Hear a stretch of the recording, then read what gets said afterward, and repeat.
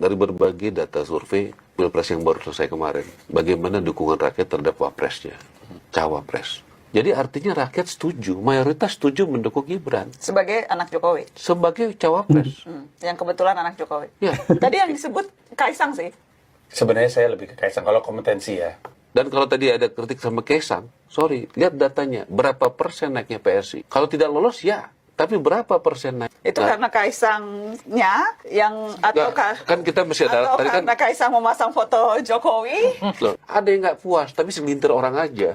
Jauh lebih banyak yang puas gitu loh. Kalau ada yang bagian seperti Mas yang nggak setuju, saya terima bagian demokrasi. Tapi sorry, jangan mengatasnamakan rakyat Indonesia. Apalagi mayoritas rakyat Indonesia. Saya nggak setuju itu. Ya, ini dengan segala hormat Bang. Nggak apa-apa, demokrasi beda pendapat. Saya dengar Abang sering banget menggunakan banyak yang suka, seakan-akan itu hal yang menggambarkan kebenaran gitu. Karena kalau banyak yang suka, percaya. Betul. enggak, tidak Percaya. Saya tidak percaya. Kenapa? Nah, banyak yang percaya karena pertanyaannya adalah percaya nggak? Oke, banyak yang percaya, banyak yang suka, apapun itu, likability, electability, apapun itu. Ya. Kalau banyak yang suka, banyak yang percaya jadi patokan, saya khawatir karena banyak yang suka, banyak yang percaya, banyak yang mengkonsumsi, banyak yang memilih. Tidak berarti apa-apa. Dengan segala hormat, Bang. Situs paling banyak disukai di Indonesia adalah situs porno. Itu tidak menggambarkan apa-apa. Dipercaya. Ya mungkin dipercaya. Saya nggak tahu apakah dia dipercaya. apakah Makanya dia karena kamu disukai. nggak tahu, saya kasih tahu ukurannya percaya. Kita nggak bisa benar-benar mengambil itu kalau misalnya Kamu nggak ada. lihat, kamu juga termasuk yang nggak percaya sama survei berarti? Enggak, saya nggak tahu Saya nggak ketika bersurvei. orang terpilih. Saya nggak tahu ketika Gibran terpilih adalah karena dipercaya atau karena disukai atau karena percaya pada bapaknya. Itu yang saya nggak tahu. Percaya.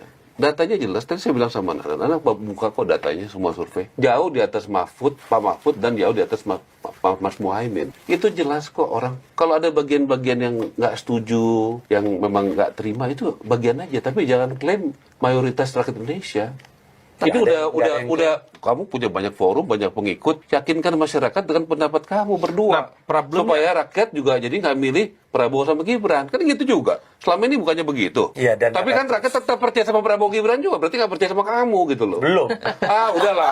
Belum. Proses, Kamu kan dokter. udah lakukan. Proses, Iya. Nanti Jadi kamu gini, coba lagi, makanya lebih sering lagi ke publik gitu loh. Rencananya begitu. Ya, supaya rakyat percaya dengan partai. Sampai hari begini. sampai hari Tahun ini. depan. Nah, sampai hari ini rakyat nggak percaya sama kamu. Gitu. Kalau saya sih nggak lihat Ada gitu. di stiker. Udah, ya, kamu jantan juga. Konteks yang percayanya karena Atau belum pernah suka lah, gitu. karena nggak pernah mencalonkan. Coba mencalonkan mungkin Oh, ini tapi mungkin mendorong belum ya. mencalonkan. Iya, nggak terlalu sepakat aja dengan apa yang Bang Ara katakan. Tapi tentu datangnya dari mana kita bisa pahami lah Bang Ara. Kalau saya mah lebih berhati-hati dengan Pak Jokowi dan apa yang Pak Jokowi ingin bisa influence ke depannya nanti. Saya Kenapa hati-hati? Apa kekhawatiran Uni? kocak aja Pak Jokowi.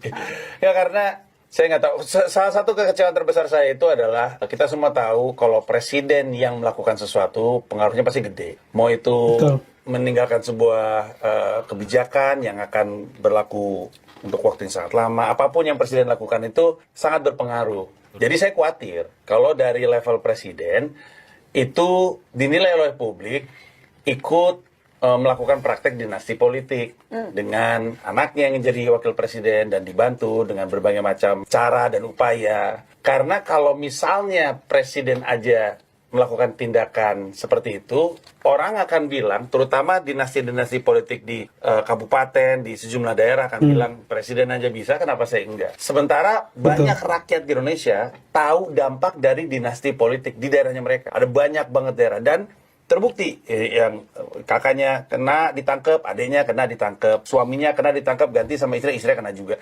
Ini tuh berlaku di mana-mana berkali-kali, berharap untuk itu hilang susah karena presidennya melakukan hal yang sama. Jadi orang baik itu ada di mana-mana. Dan jangan Saya menunjuk, jangan salah ya menilai apa yang Iya. saya sampaikan. Justru Tenang. kita senang. Justru Kamu- saya nurut sama abang. Abang kan nyuruh saya turun. Saya berencana seperti Kamu itu. sudah turun, tapi lebih rajin lagi. Ini gimana? Tidak ada satu, ini kita ngomong fakta aja bang. Tidak ada satupun pelawak dalam sejarah Republik ini yang bikin pertunjukan tunggal lebih banyak daripada saya. Tidak ada. Terima kasih. Lagi kan Karena gue tahu Panji konsisten nih, selalu kemudian bersuara kencang, selalu merespon isu-isu publik, termasuk lewat berbagai cara, termasuk betul. lewat panggung-panggung stand up comedy. Gue tahu terakhir nih, di acara Nana juga pernah rame. rame ketika spesifik waktu itu mengkritik Pak Luhut, Pak Erik dan sebagainya. Dan aku tahu tahun depan juga akan mau mulai nih rangkaian ini. Disuruh sama Bang Ara barusan. Lo Gini, bener disuruh gini ya? Panji ya. Disuruh untuk turun ke rakyat dan Iya. bertemu dengan rakyat dan bersosialisasi. Karena Abang mungkin kurang familiar dengan kerja saya, Mbak juga. Tapi saya nggak pernah berhenti. Dari 13 tahun 10 pertunjukan. Dan dalam setiap tahunnya selalu keliling Indonesia, bahkan keliling dunia. Tahun depan saya mau ke 10 kota Indonesia, 11 sama Jakarta. Dan saya memang ngomongin hanya politik tahun depan. Judulnya Mensrea, niat jahat. Satu, karena saya pengen bilang sama orang, sebagai pelawak saya nggak punya niat jahat. Cuma pengen bikin orang ketawa aja. Tapi pada saat bersamaan, sebagai pelawak, saya pengen ngajak orang untuk tahu bahwa ketika kita melihat ada sebuah keputusan dilakukan, ada sebuah tindakan diambil dalam politik, yang juga dibaca adalah niatnya, ada niat jahat atau tidak. Dan itu akan saya jalankan. Izin kakak-kakak senior-senior, semoga berkenan kalau misalnya nama kakak-kakak senior tersebut dalam lawakan saya, tapi itu atas rasa sayang. Nanti rakyat Indonesia baru akan merasakan sesal ketika lebih banyak dinasti politik lahir dan mereka bingung gimana caranya mau ngelawan, karena mereka semua kan selalu bilang, lah waktu Presiden Jokowi dorong Gibran lu dukung, kenapa sekarang jadi enggak gitu. Kekhawatiran terbesar saya itu adalah lahirnya lebih banyak dinasti politik tapi di daerah-daerah. Jadi dia menjalar ke daerah ya. Iya, sebenarnya kan kita tahu ya, abang juga pasti tahu. Jadi udah ada. peristiwa Gibran ini akan menginspirasi orang di daerah. Lebih tepatnya jadi legitimasi, Bang. Oh, legitimasi. Lah ini presiden aja nggak apa-apa, Iya. gitu kan? Masa kita nggak bisa? Masa kita nggak boleh, gitu? Iya, gitu ya. Ya, kita agak susah nih berdebatnya, karena presiden yang harusnya mencontohkan yang benar, tentu Gibran punya hak. Iya. Gibran punya hak, betul. Tapi kan Pak Jokowi adalah ayah, Iya. yang juga Presiden Republik Indonesia, Iya. yang nggak mungkin nggak tahu ada dinasti politik di beberapa daerah yang merugikan warganya. Iya, iya, iya. Ketika dia punya pilihan, walaupun sayang sama ayahnya, sama anaknya, tapi kan sayang kan tidak dengan, ya dah lu maju apapun yang lu mau. Menjerumuskan ya? Iya. Enggak, dengan cara Walaupun menjerumuskan. saya sebenarnya dalam hati berpikir, kayaknya Pak Jokowi juga yang nyuruh sih, cuman.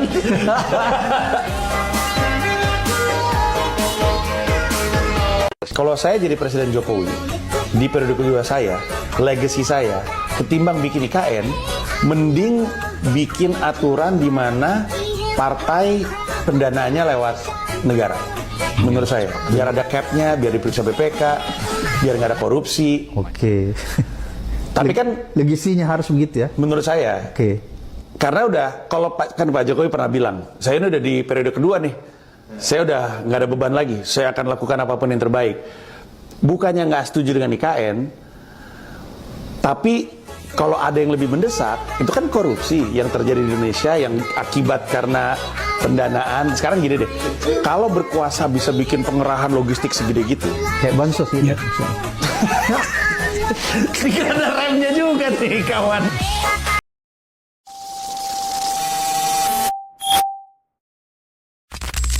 Please lah ya bro, subscribe sekalian juga enjoy this video. Subscribe.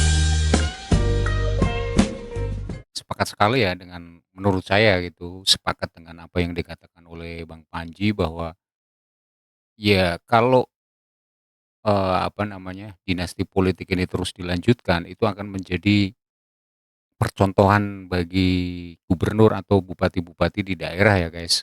Dan juga sependek sepengetahuan saya bahwa yang namanya politik itu sebelum politik election, misalkan ini tadi seperti apa yang dikatakan oleh Bang Ara, bahwa toh nanti rakyat yang akan memilih kayak gitu kan. Nanti rakyat yang akan memilih, kalau memang tidak suka dengan Gibran ataupun Kaisang, ya jangan dipilih kan kayak gitu. Tapi menurut saya bukan seperti itu persoalannya, karena sependek sepengetahuan saya dalam politik itu sebelum proses elektoral itu kan ada proses selection kayak gitu ya. Jadi partai politik itu melakukan seleksi di mana mencari kader-kader yang terbaik untuk dicalonkan menjadi presiden, untuk dicalonkan sebagai menteri ketika masuk dalam koalisi, dicalonkan DPR atau bupati, gubernur dan sebagainya. Kalau memang dalam partai internal itu kadernya tidak ada, bisa mencari tapi harus melalui selection. Selection dalam arti kriteria gitu ya untuk diusung, untuk dicalonkan sebelum proses elektoral itu terjadi. Baru ketika selection itu terjadi, baru proses elektoral. Lah, sependek sepengetahuan saya, kasus politik dinasti ini kan yang menjadi persoalan bukan hanya, masalah nanti rakyat, senang atau tidak senang, suka atau tidak suka, nanti pilih atau tidak pilih, bukan. Tapi ada proses yang dilewati kayak gitu ya, proses, selection.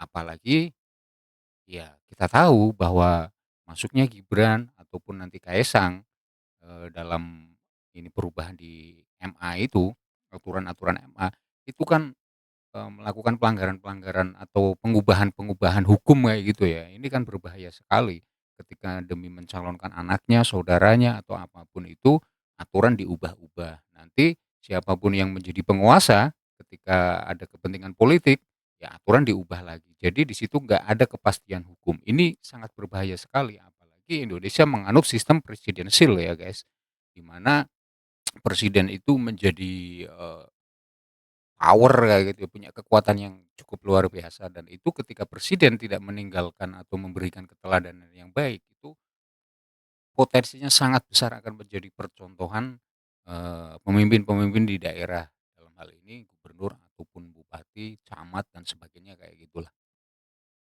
Ini sangat berbahaya sekali dan yang berbahaya lagi dari politik dinasti, itu di situ ada political interest. Dalam arti, karena yang diusung itu anaknya, potensi besar melakukan manipulasi-manipulasi, ini kan yang bahaya dari dinasti politik.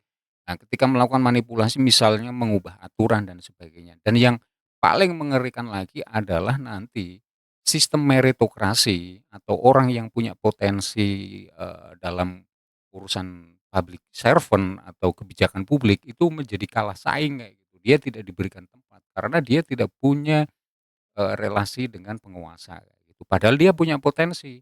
Nah, ini yang berbahaya, yang paling berbahaya menurut saya dari proses, dinasti ini ya itu, tertutupnya orang-orang yang, punya kapabilitas, punya kapasitas, punya potensi dan sebagainya itu, tersingkirkan karena masuknya orang-orang yang politik dinasti kayak gitu, dan orang politik dinasti pasti lebih mementingkan keluarganya lah ya kan.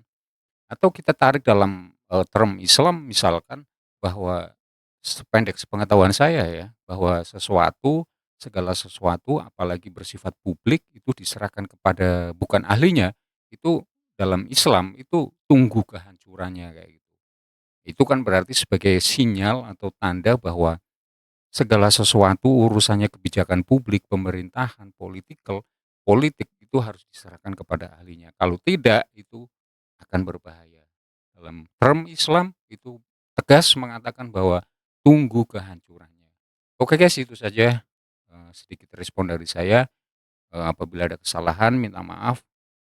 Terima kasih. Billahi fisabilil haq, fastabiqul khairat. Wassalamualaikum warahmatullahi wabarakatuh.